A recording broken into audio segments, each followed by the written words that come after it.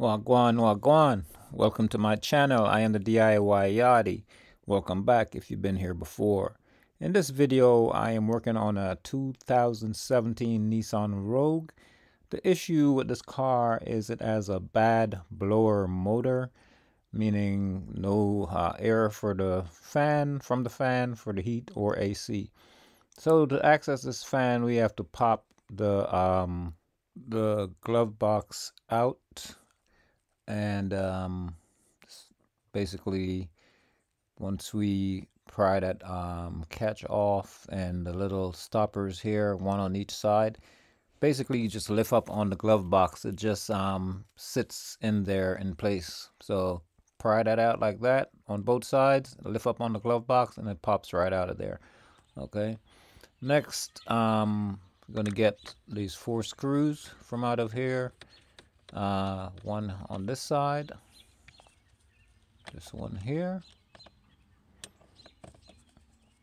and this is like a shortcut version that I'm doing here of replacing this fan. Okay, I don't know if you've seen other videos where they go ahead and pretty much tear the dash apart. I'm not gonna go through all of that basically. Okay, so the motor is up under here, so this is the motor itself. You're gonna squash this little part here to unplug the power supply, and you have a Phillips, with that one Phillips screwdriver, screw that has to be removed. Okay, so what I'm doing here now is I'm disconnecting the power supply from the motor, and also I'm going to get that screw removed. Okay, I've got both of that done. And the way this motor comes out is basically once you have the screw removed, you're going to twist it clockwise. Now you would think counterclockwise would be the way, but on this car it's actually clockwise to remove it. Okay, so now I got the screws out, so I pop this little part of the dashboard. This is inside where the glove box came from, so I pop that out. That way I'll have space to access that motor out of there. Okay, same way I removed that motor, I'm gonna put the new one or the replacement motor back in. All right, so this motor actually feels good, doesn't feel like it's worn or anything, but it wasn't working, so it gets a new one. All right, this is the replacement motor, and you can see the plug where the wires connect. It's set up a little differently, but it will connect into the system just the same.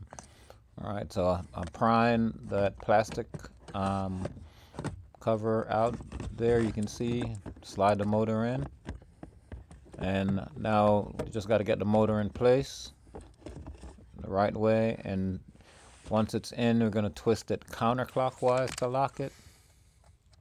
Get the screw. Okay, got to twist it, and we're going to get the screw in there. Okay, so this is the screw.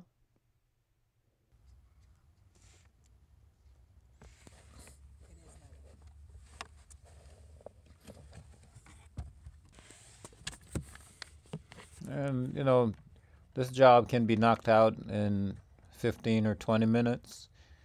Doing it this way. If it's hard for you to do it this way, then go ahead and pull this part off. But for me, it's easy for me to do it this way.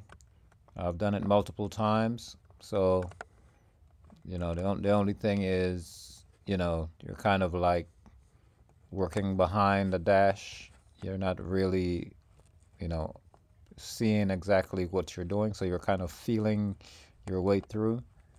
But it's only one screw in the one screw to be caught or to be screwed in, and that one plug, and you put the screws that you removed back in, and the job is done.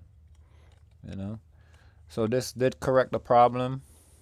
This fix did correct the problem, and I'll have parts used in this video linked in the description box below. So you can click on the description box if you need to get a part or the motor. It will be linked there. Okay, so this is what it looks like when it's all back in together. If you found this video helpful, please give me a thumbs up. Consider subscribing. Got my glove backs back in place. And good to go. Okay, so I am DIY Yachty, and again, I hope this video was helpful. Till the next time, DIY Yachty, bless up.